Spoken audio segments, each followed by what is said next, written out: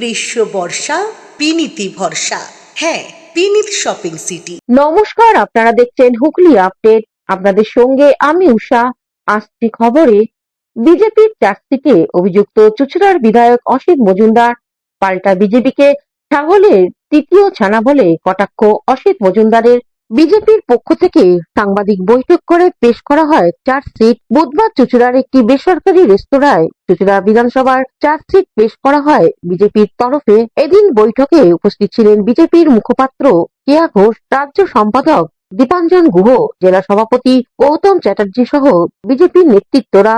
বিজেপির মুখপাত্র কেয়া ঘোষ বলেন, এই চার্জশিট প্রত্যেক বিধানসভা ভিত্তিক প্রকাশ করা হবে।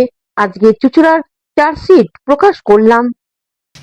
এই চার্জশিটটা আমরা পেশ করব এখানকার যিনি বিধায়ক শ্রী অসিত মজুমদার, তিনি 3 বারের বিধায়ক, অথচ তার যে 3 বারের বিধায়ক হয়েও যেভাবে চুঁচুড়া বিধানসভাকে উন্নয়নের দিকে নিয়ে যাওয়ার তার কথা ছিল সেটা তিনি পারেননি। সেই কাজে তিনি ব্যর্থ এবং তার খতিয়ান আমরা তুলে ধরবো একে একে। বেশ কিছু কথা রয়েছে যেটা আমি আমাদের যারা এখানকার নেতৃত্ব রয়েছে তাদের মনুষ্যত্বের কারণে এবং তাদের আন্তরিক অনুরোধে আমি কিছু কথা বাদ দিচ্ছি, কারণ আমরা শিষ্টাচারে বিশ্বাস করি, এটাই ভারতীয় জনতা পার্টির সংস্কার। এছাড়াও দীপাঞ্জন গুহ ও গৌতম চ্যাটার্জি জানান, মুখ্যমন্ত্রী বলেছিলেন যে এত নিজে পেট ভরালে হবে, একটু সবাইকে দিয়ে দিয়ে খাও। একজন মুখ্যমন্ত্রী একজন বিধায়ককে বলছেন যে তিনি যে তোলা তোলে বা তিনি যে কাটমানি খান, সেটা আমরা কেউ বলিনি, বিজেপির কোনো নেতা বলেনি, স্বয়ং মুখ্যমন্ত্রী বলেছে। এই হচ্ছে বিধায়কের গুণ। আর দ্বিতীয়ত, ইদানিং আপনারা দেখতেই পাচ্ছেন এখানকার যিনি এমপি রচনা ব্যানার্জি, তিনি তো কোনো মিটিংই তাকে ডাকেন না, পেছনে ব্যানারে পর্যন্ত তার ছবি থাকে না, সেই নিয়েও অনেক অভিযোগ। এবং মাঝে মধ্যেই দেখা যায় যে এমপি ওনার বিরুদ্ধে বলেন। সুতরাং এই মতো অবস্থায় আমি মনে করি যে এই বিধায়কের দ্বারা এই চুঁচুড়া বিধানসভায় মানুষের অন্তত উপকার করা সম্ভব না। সেই জন্যই বিধায়কের পরিবর্তন যত শীঘ্র সম্ভব এবং তাকে প্রাক্তন করাই হচ্ছে আমাদের কাজ। তাই আমি আপনাদের মাধ্যমে সবাই জনগণের কাছে জানাতে চাই যে এই বিধায়ককে পরিবর্তন করা হোক। হয়েছে 2026-এ যে বিধানসভা নির্বাচন, সেটাকে কেন্দ্র করে সমস্ত বিধানসভাতেই আমরা চার্জশিট পেশ করছি। চার্জশিট কেন? যারা সেখানের বিধায়ক আছেন, যারা সরকারে আছেন, তারা গত 5 বছরে কি করলো, তারা কি কি ত্রুটি করলো, এটাও জনতার জানা উচিত। ব্যক্তির সম্বন্ধে আমরা ব্যক্তির নাম নিয়ে তুলি না, ব্যক্তির বিরুদ্ধে বলি না, কিন্তু এমন একজন ব্যক্তি গত 3 বারের বিধায়ক এখানে, কিন্তু তিনি যে ধরনের সামাজিক ব্যবস্থা গড়ে তোলার চেষ্টা করেছেন, যে ধরনের অভব্য আচরণ করছেন মহিলাদের সঙ্গে, কিছু বিষয় চার্জশিটে এসছে, আমরা সেই শব্দগুলো আমরা মাইকের সামনে বলতে চাইছি না, যে বিষয়ের সঙ্গে তার নাম জড়িয়ে উঠেছে। যেভাবে আমাদের রাজনৈতিক কর্মীদেরকে উনি দাঁড় করিয়ে নিজে হাতে মারধর করেছেন, এত একজন বয়স্ক লোক, তিনি নিজে এই ধরনের রাস্তায়, যেটাকে আমরা চলতি কথায় গুন্ডামি বলি, এই ধরনের করছেন। অন্যদিকে চুঁচুড়ার বিধায়ক অসিত মজুমদার এ বিষয়ে কি জানাচ্ছেন শুনবো। দেখুন, আমি 2011-এ জিতেছি, যদিও সিপিএমকে হারিয়ে।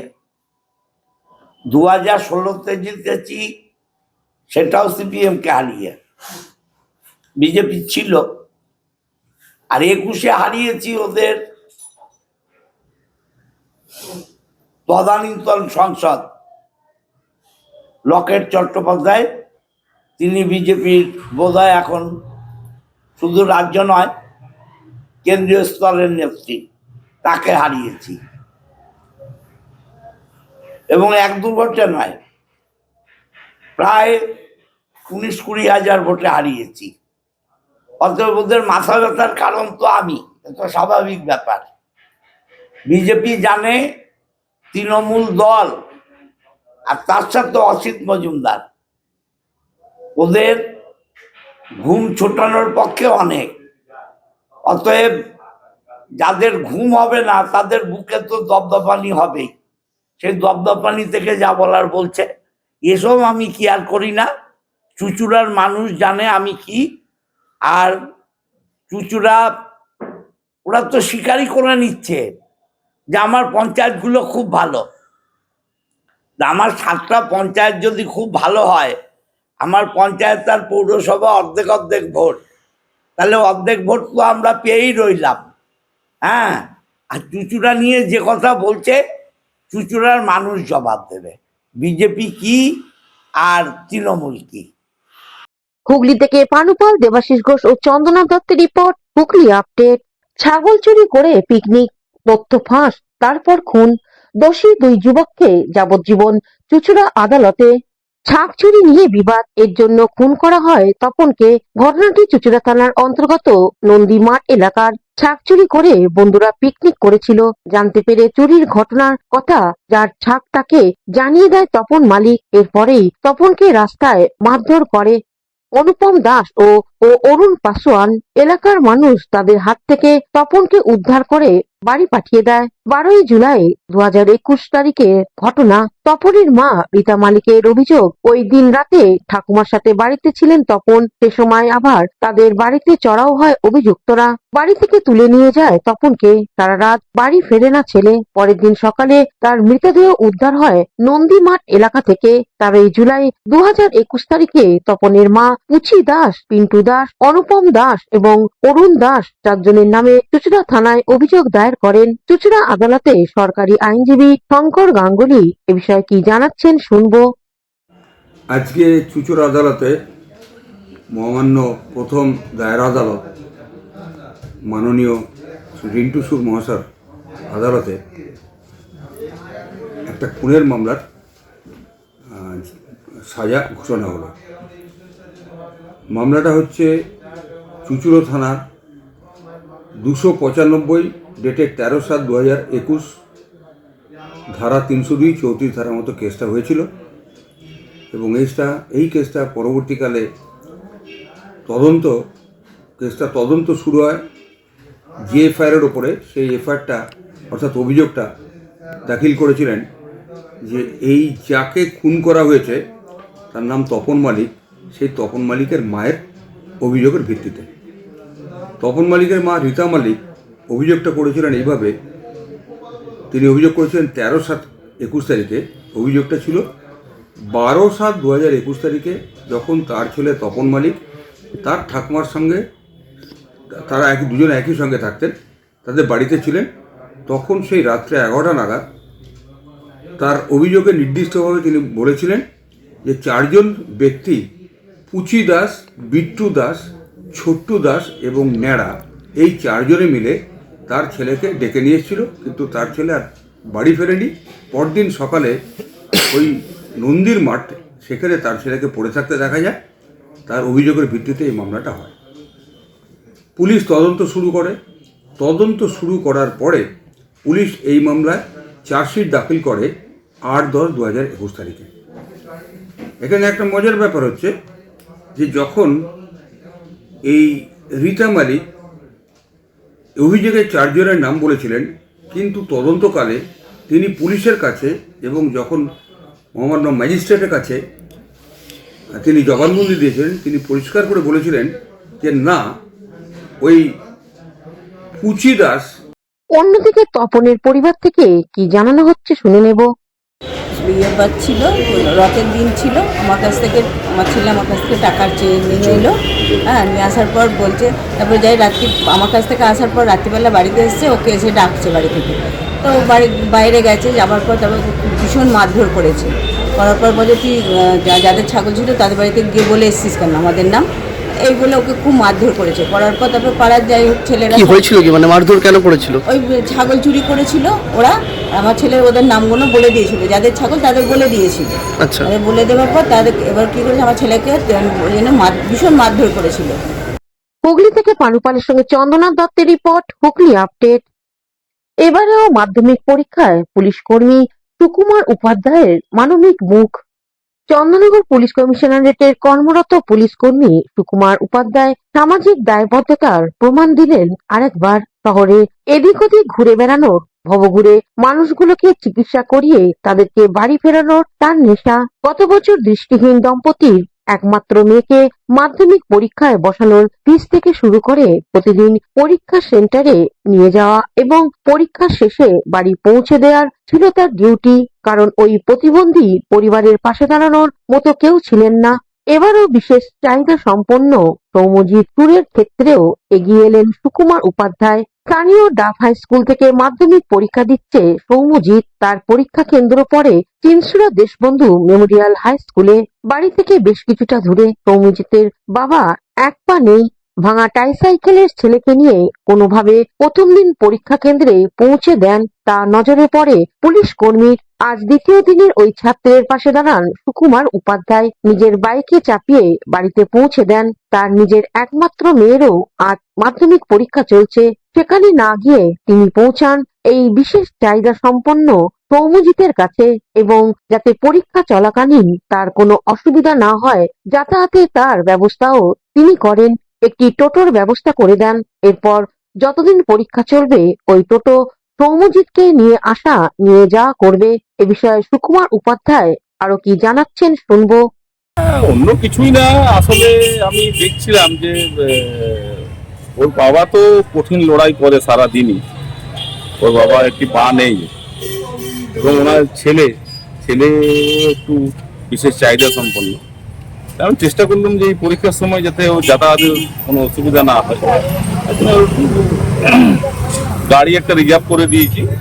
এখন যেদিন আমার ডিউটি থাকবে না আমি ওকে বাইকে করেও পৌঁছে দেবো। বাইক প্লাস টোটো দুটোই ব্যবস্থা রেখেছি, যেদিন যেটা কাজে লাগবে, যাতে ও যাতায়াতে কোনো সমস্যা না হয়। তাই একটু মানুষের পাশে দাঁড়ানো, আমার সাধ্য মতো যতটুকু হয় আমি ওর পাশে থাকার চেষ্টা করি।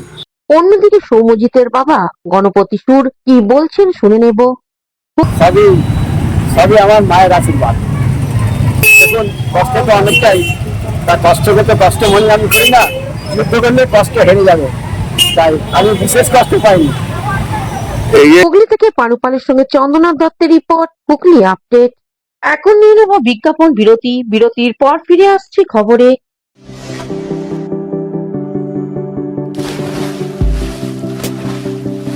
Fasten your seatbelts as you take a tour around your marine wonderland.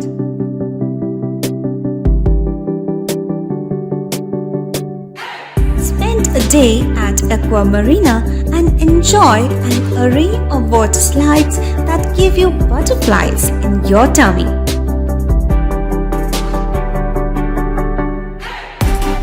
Aqua Marina is a holistic weekend destination for friends, family, and couples and offers magic to soothe your body, mind, and soul.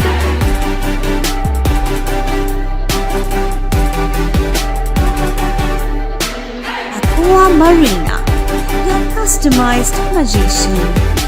Welcome aboard and see the magic unfold. শীত গ্রীষ্ম বর্ষা পিনিতি ভরসা। হ্যাঁ, পিনিত shopping city. যে কোনো মরশুমের readymade জামা কাপড় পাওয়া যায় একই ছাদের তলায়। ছোট থেকে বড়, পুরুষ, মহিলা ও শিশুদের একমাত্র নির্ভরযোগ্য প্রতিষ্ঠান। শীতকালীন যে কোনো শাড়ি, জিন্স, টপ, কুর্তি, চুড়িদার, পাঞ্জাবি মানেই পিনিত শপিং সিটি। আখন বাজার, চুঁচুড়া, Hooghly. Amala nursing home. Enjoy a weekend at Vedam, the paradise of peace. A home away from home.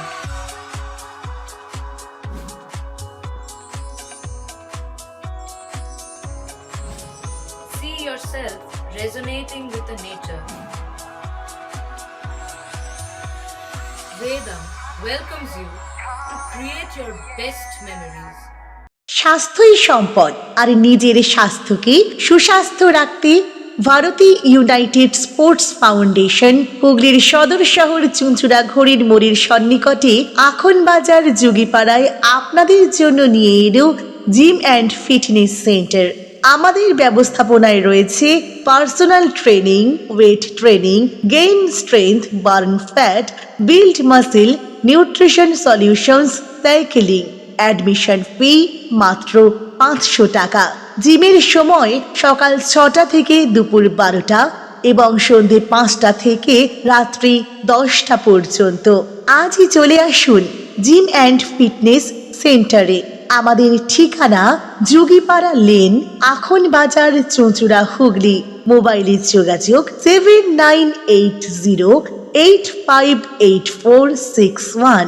Gym and fitness centre. বিরতির পর ফিরে এলাম খবরে।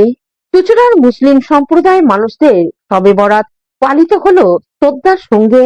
শবে বরাত অর্থাৎ পরিবারের মৃত আত্মীয় স্বজনদের প্রতি শ্রদ্ধা জানাতে শবে বরাত আয়োজন করা হয়। হুগলি চুঁচুড়া বেরিয়াল বোর্ডের পক্ষ থেকে চুঁচুড়া নজির জুগলু কবরস্থানে এই শ্রদ্ধা জানানোর আয়োজন করা হয়। কোরআন পাঠ সহ বিভিন্ন অনুষ্ঠান অনুষ্ঠিত হয়। কারবালা প্রান্তের মোমবাতি প্রজ্বলন করা হয়। উপস্থিত ছিলেন খাগড়াজল মসজিদের ইমাম রিয়াজুল কারাইম, চন্দ্রনগর মাইনরিটির মোহাম্মদ আনোয়ার, মোহাম্মদ দিলীপ সহ অন্যান্যরা।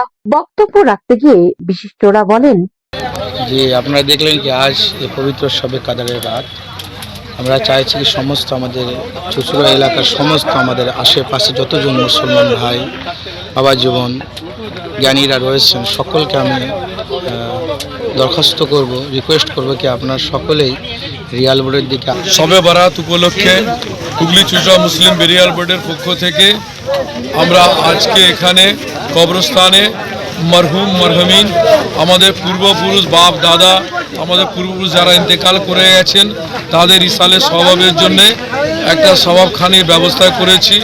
ইনশাআল্লাহ এখানে সকাল থেকে কোরআন পাঠ হয়েছে। আমার সালাম জানাই, প্রশাসন পৌরসভাকে ধন্যবাদ জানাই, তারা আমাদের সাথে হাতে হাত মিলিয়ে কাজ করেছে।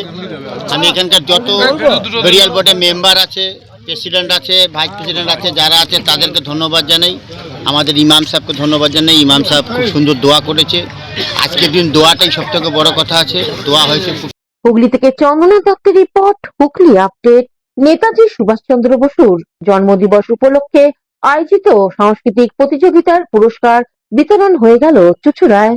দেশনায়ক নেতাজি সুভাষচন্দ্র বসুর 130তম জন্মদিবস উপলক্ষে আয়োজিত সাংস্কৃতিক প্রতিযোগিতাগুলির পুরস্কার প্রদান করা হলো। চুঁচুড়া জ্যোতিষ ভবনে 5টি বিষয়ে 50 জন সফল প্রতিযোগীর হাতে পুরস্কার তুলে দেওয়া হয়। হুগলি চুঁচুড়ার নেতাজি জয়ন্তী কমিটির নেতাজির জন্মদিনকে স্মরণীয় করে তুলতে এই প্রতিযোগিতার আয়োজন করে থাকে। নৃত্য, সঙ্গীত, কুইজ, আবৃত্তি এবং অঙ্কন বিভাগে 4 শতাধিক প্রতিযোগী অংশ নিয়েছিল। 21 জন বিচারক এই প্রতিযোগিতাগুলির বিচারের ভার নিয়েছিলেন। অনুষ্ঠানে উপস্থিত ছিলেন সভাপতি বদরুদ হাসান, শিশির রঞ্জন চক্রবর্তী, সম্পাদক সুব্রত সোম সহ বিশিষ্ট জনেরা। নির্দিষ্ট আদর্শ নিয়ে পথ চলা শুরু করে। আমাদের সামনে ওই দিক থেকে যে দ্বিতীয় মানসিক ছবি, তিনি বিপ্লবাচার্য অধ্যাপক জ্যোতিষচন্দ্র ঘোষ।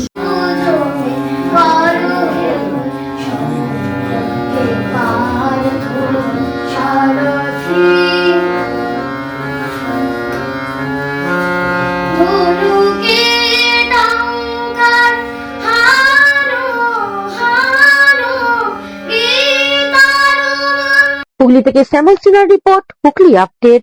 এখনকার মতন খবর এই পর্যন্তই। প্রতিদিন দেখুন হুগলি আপডেট। নমস্কার।